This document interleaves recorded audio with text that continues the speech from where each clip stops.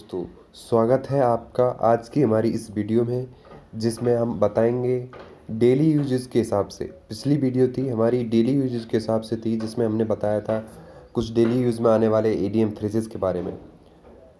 इसमें ऐसे ही कुछ डेली यूजेस में जो हम बात करते हैं, तब बीच बीच में आते हैं हिंदी में आप बोलते हैं, जैसे आँख का अंधा होना, ऊँट के मुँह में जीरा। उनके इंग्लिश मतलब बताएंगे, अंग्रेजी मतलब बताएंगे। ठीक है, तो ऐसे हमने 20 सेलेक्ट किए हैं।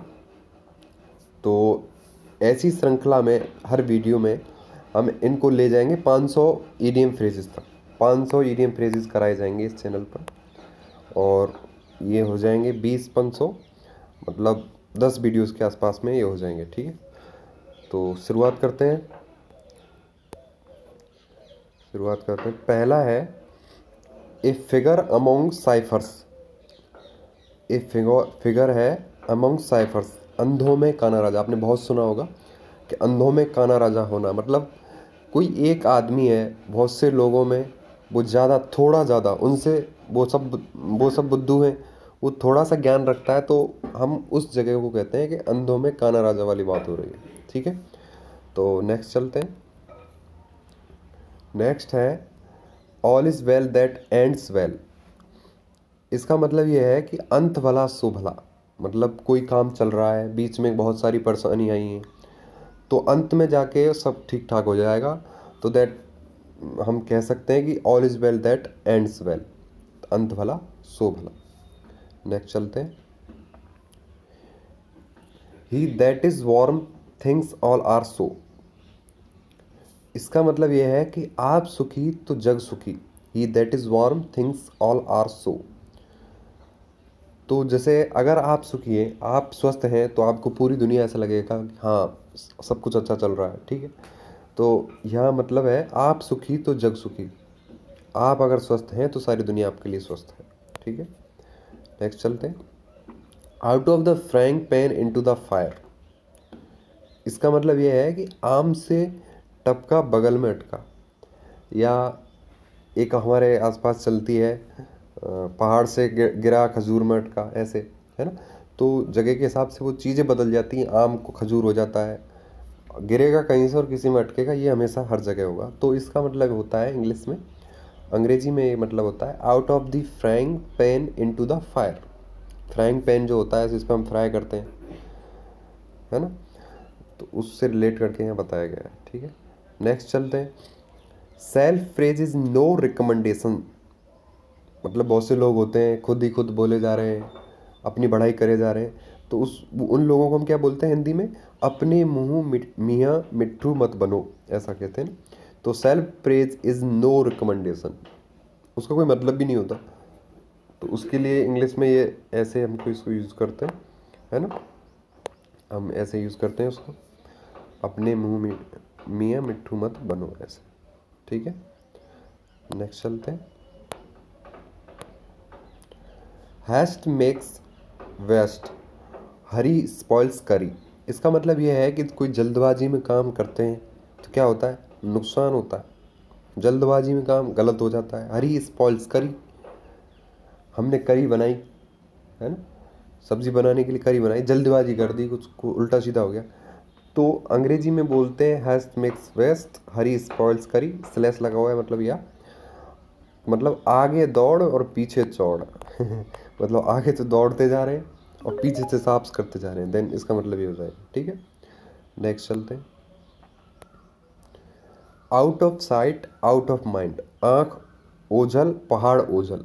इसका मतलब यह है कि अगर कोई चीज़ दूर जाती जा रही है तो then it's going to be out of sight out of mind, दिमाग से बाहर जा रही है, या कोई दूर जा रहा है, टाइम निकल रहा है, कोई बहुत दूर जा रही है, तो आउट ऑफ साइट हो रही है, तो उसको बोलते हैं आँख ओझल पहाड़ ओझल।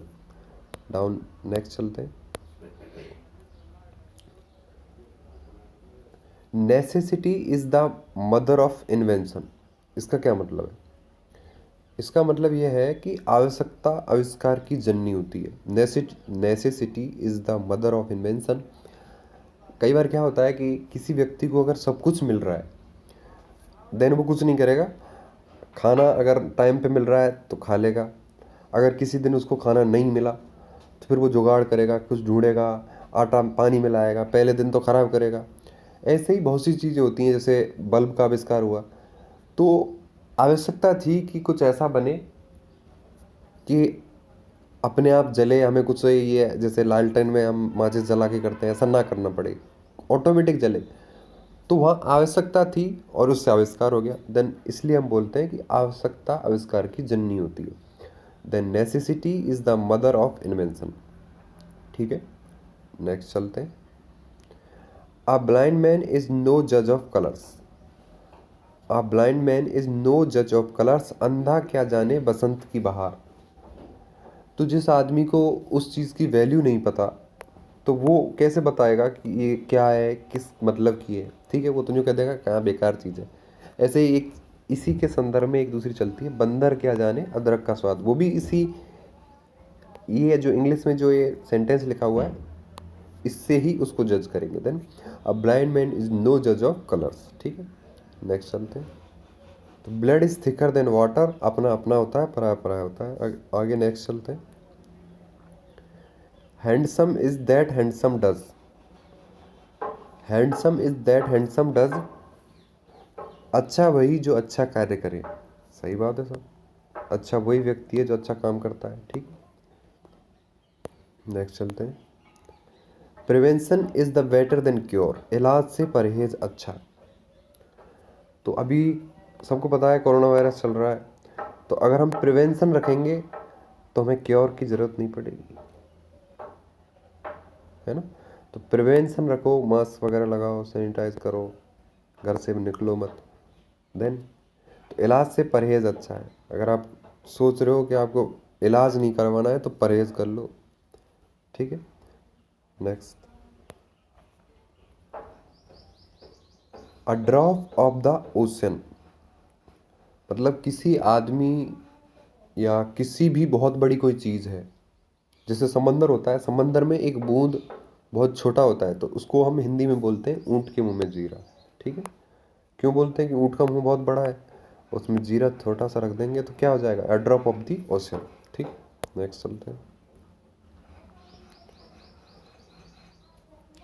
Example is better then precept, उपदेश देने से स्वयं उपदेशों पर चलना बेहतर है।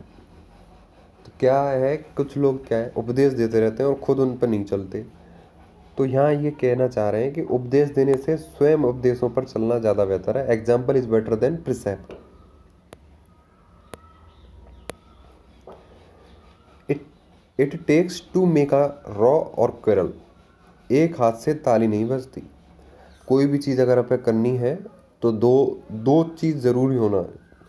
तो एक, जैसे एक आदमी अकेला लड़ भी नहीं सकता, ताली तो बजती नहीं है। सब बहुत से काम हैं जो एक हाथ से नहीं होते, तो कोई ना कोई दो व्यक्ति उन चीज़ों के लिए जिम्मेदार होते हैं, इसलिए कहा जाता है एक हाथ से ताली नहीं बजती। ठीक है, to kills two birds with one stone. कई बार क्या होता है कि हम कहीं जा रहे होते हैं, बाजार जा रहे हैं, ठीक है, तो हम अपना काम करने तो जा ही रहे हैं, सामने वाले से पूछ लिया तुम्हारा कोई काम है तो हमें बताओ। तो उस समय पर क्या स्थिति हो जाएगी कि एक पंथ दो काज हो जाएंगे, to kill two birds with one stone. ठीक है, एक पत्थर से दो दो पक्षी मार दिए, ऐसा कुछ है इसमें। नेक्स्ट, यूनियन इज स्ट्रेंथ, एकता में बल होता है। एक आदमी है, कोई पीट के चले जाओ, चार आदमी हो तो फिर तो सोचेगा ना। तो यूनियन बन गई यहाँ एक, तो एकता में हमेशा बल होता है। अब एक दूसरा एग्जांपल इस पे दें, जैसे लकड़ी होती है, एक लकड़ी तो हाल तोड़ देगा कोई, है ना। अगर बहुत सारी लकड़ियाँ हैं तो उनको एक साथ तोड़ना इम्पॉसिबल हो जाएगा या कठिन हो जाएगा, बल बल लगेगा, बल लगाना पड़ेगा वो ज़्यादा। तो एकता में बल, यूनियन इज स्ट्रेंथ। नेक्स्ट चलते हैं, साइलेंस इज द वेस्ट। कई बार क्या होता है, एक आदमी इधर है एक इधर है, दोनों लड़ रहे हैं, एक इधर से बोल रहा है इधर से बोल रहा है, तो क्या होगा, थोड़ी देर बाद ये आपस में लड़ेंगे। अभी तो बात चल रही थी। तो यहाँ अच्छा क्या होता है कि ये आदमी अगर ज़्यादा बोल रहा है तो इसको चुप हो जाना चाहिए। तो क्या है, एक चुप सौ सुख। अब इसको मार भी नहीं खानी पड़ेगी अगर कमज़ोर है, मार की भी बात छोड़ो, इसको फालतू का टेंशन भी नहीं लेना पड़ेगा। ये तो भाभू भाभू करके चला जाएगा, ये रहेगा शांत। तो एक चुप 100 सुख।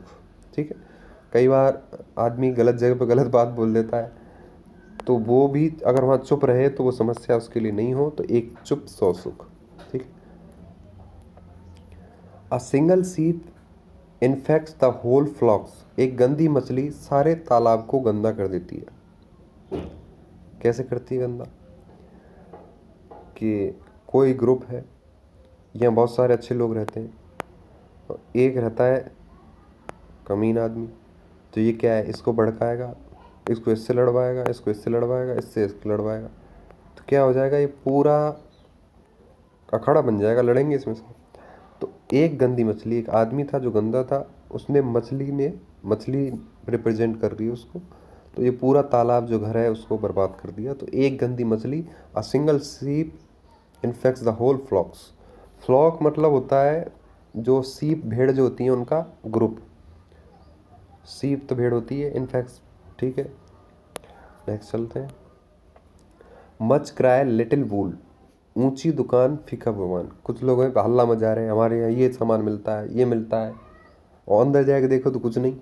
देन ऊंची दुकान, दुकान तो ऊंचे पे बना दी लेकिन मज़ा नहीं आया पकवान बनाने। तो यहाँ हम इसको यूज़ करते हैं कि ऊंची दुकान फीका पकवान। तो आज के लिए सिर्फ इतना ही।